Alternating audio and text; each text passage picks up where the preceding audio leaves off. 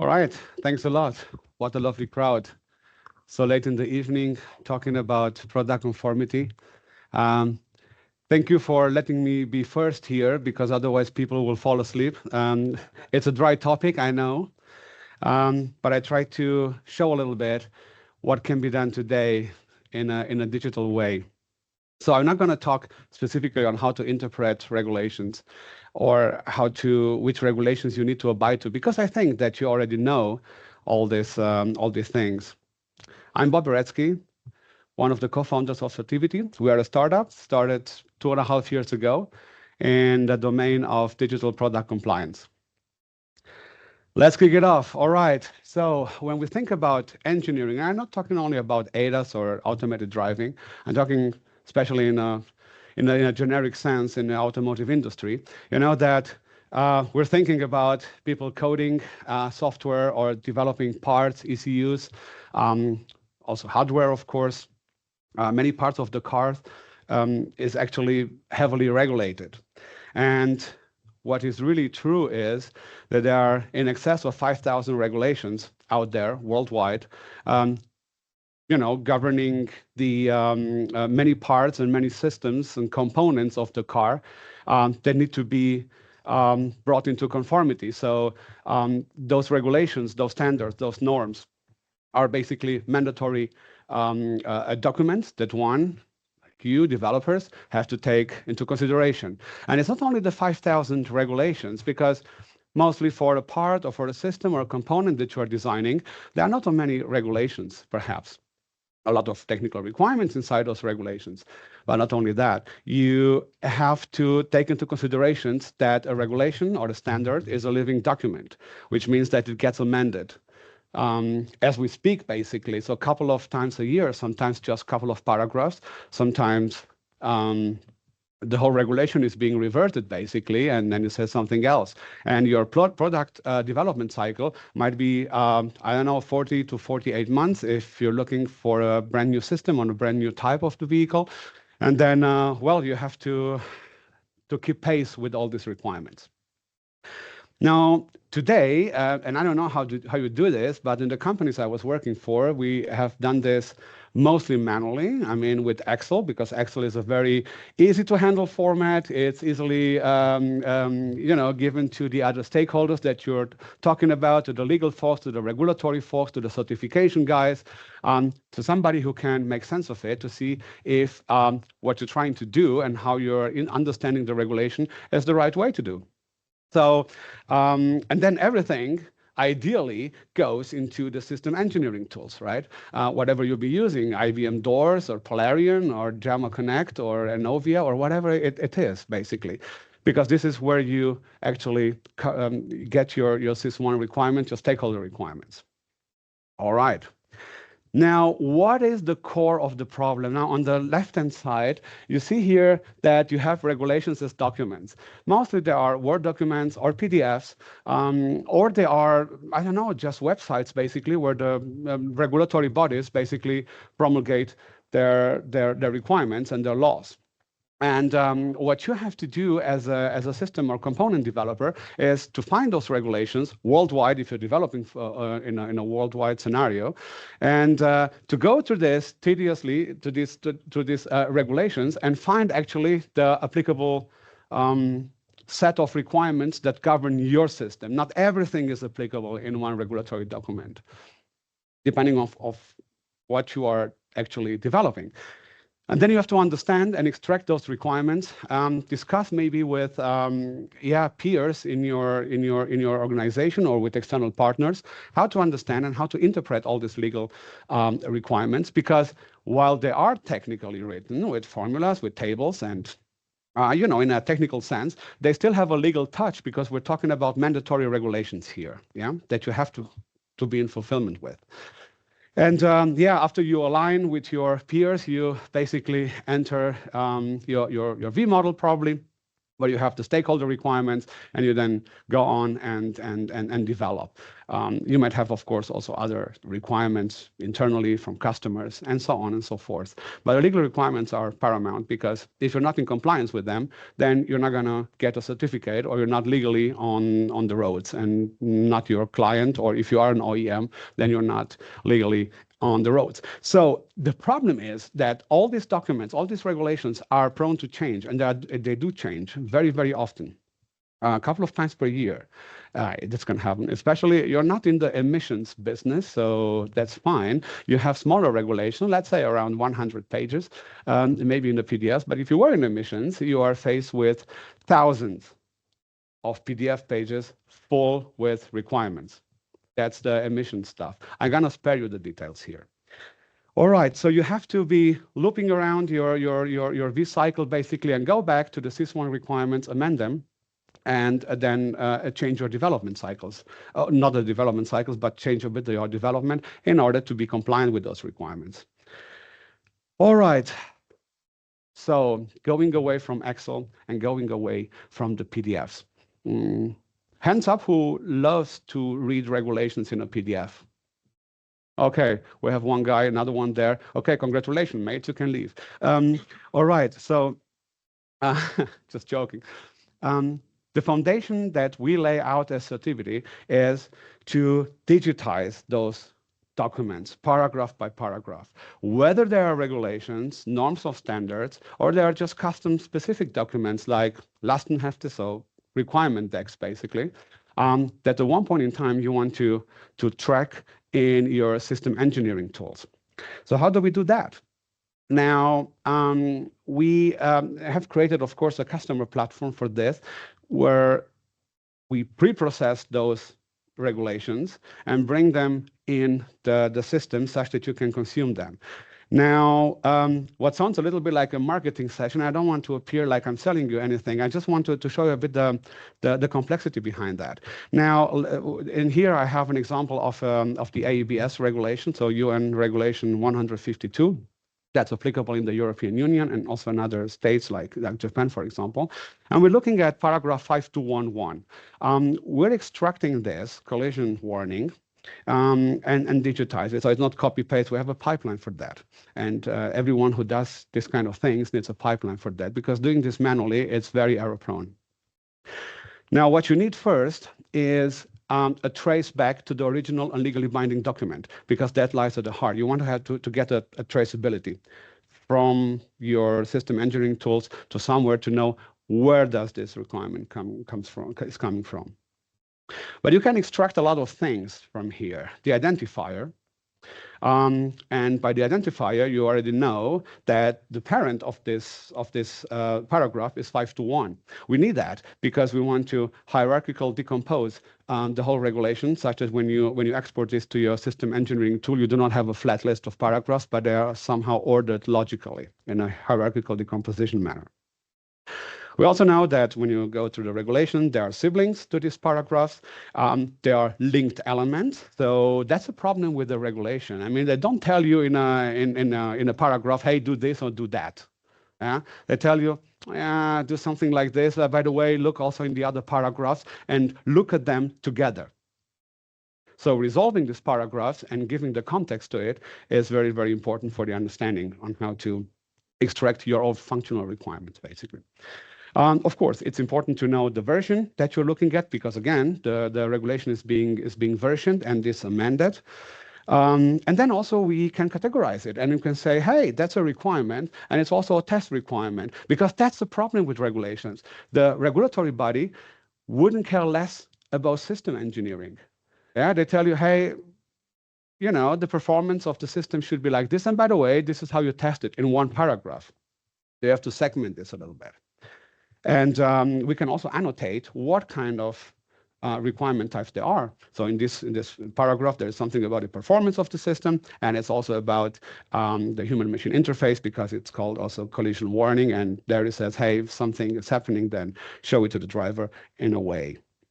And of course, we also can determine what kind of vehicle type we're looking at. So M1, N1, the whole regulation is written for M1 and N1, so passenger cars and light commercial vehicles, but there could be paragraphs that are looking only on passenger cars, and there could be only paragraphs that are looking only on light commercial vehicles. So if it happens that you are only looking at a passenger car, then you can skip the other paragraphs because they are of no importance to you.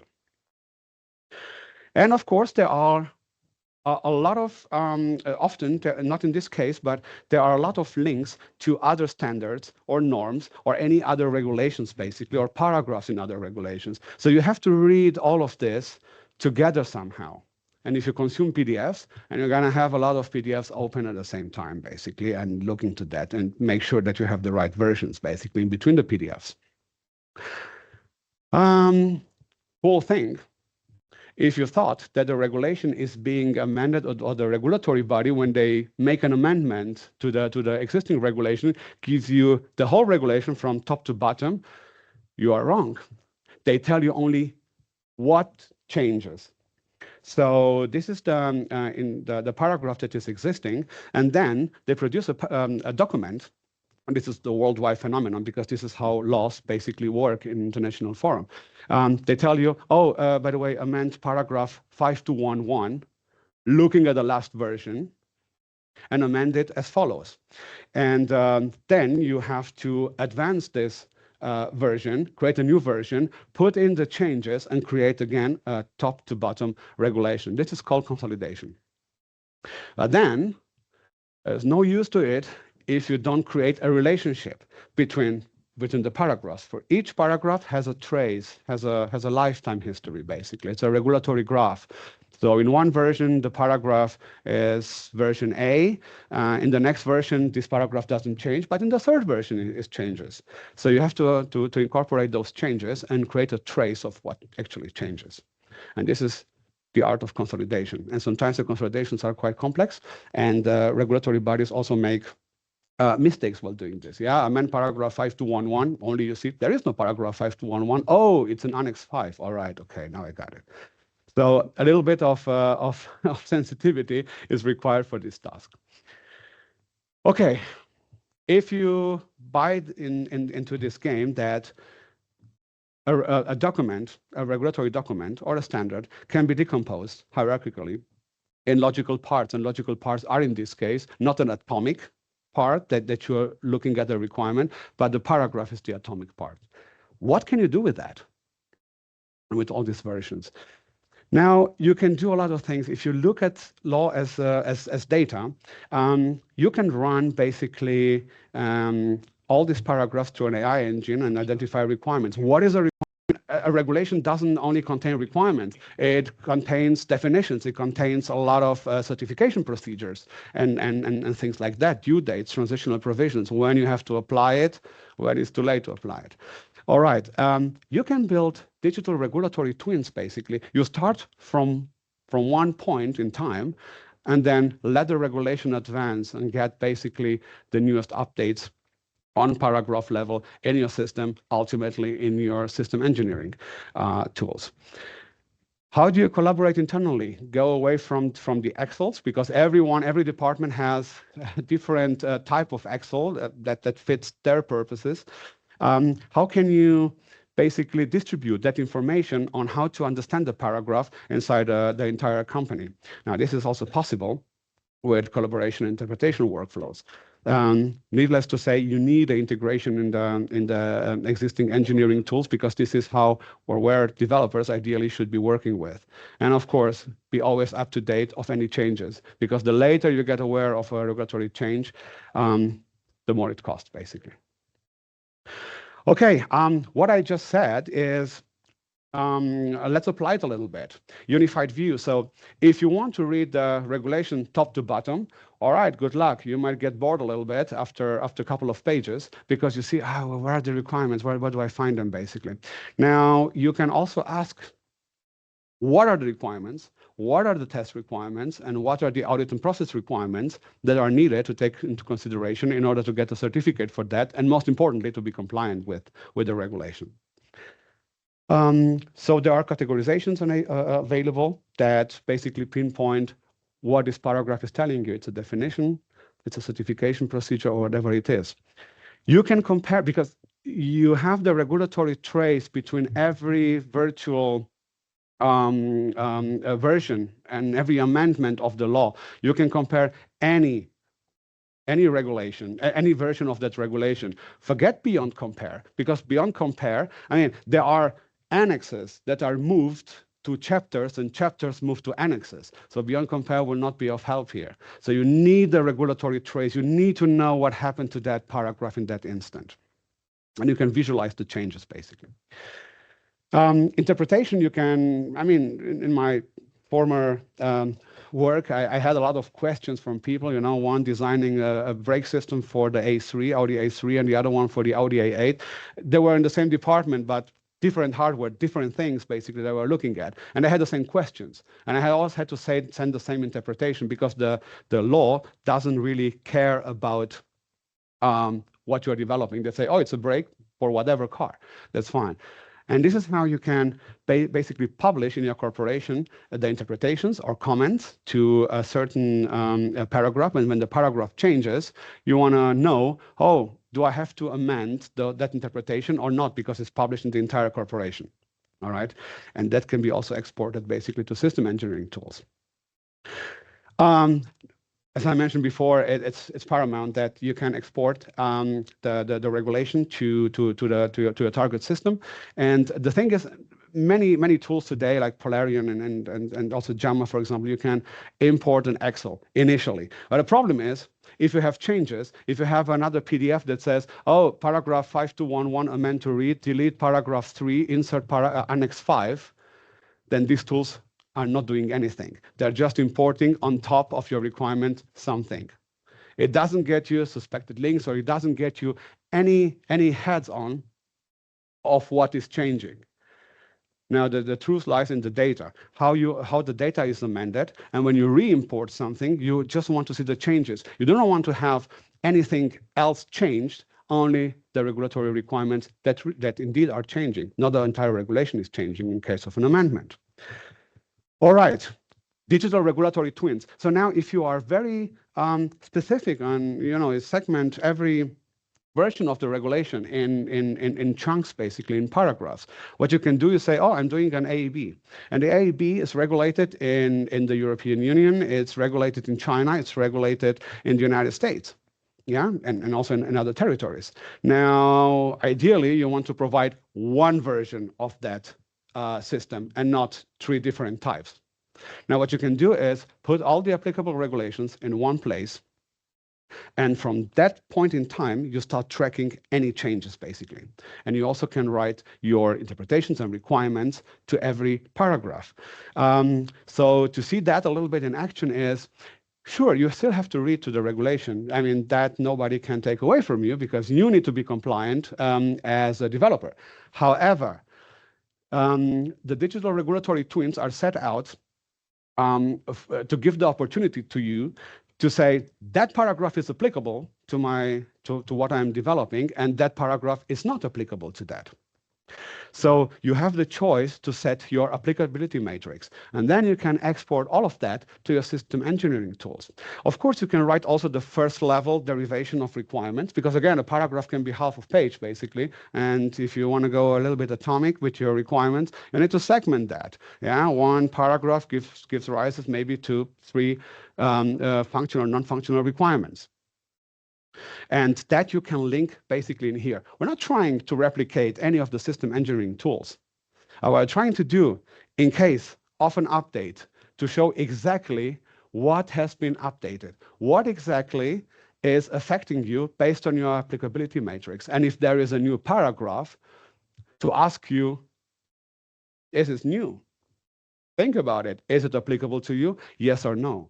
You can create as many custom fields basically in this regulatory twin that you can also export into your system engineering tools, depending on the platform, on the template that you're basically using in your system engineering tools. Every corporation does it a bit differently, so the flexibility is basically there.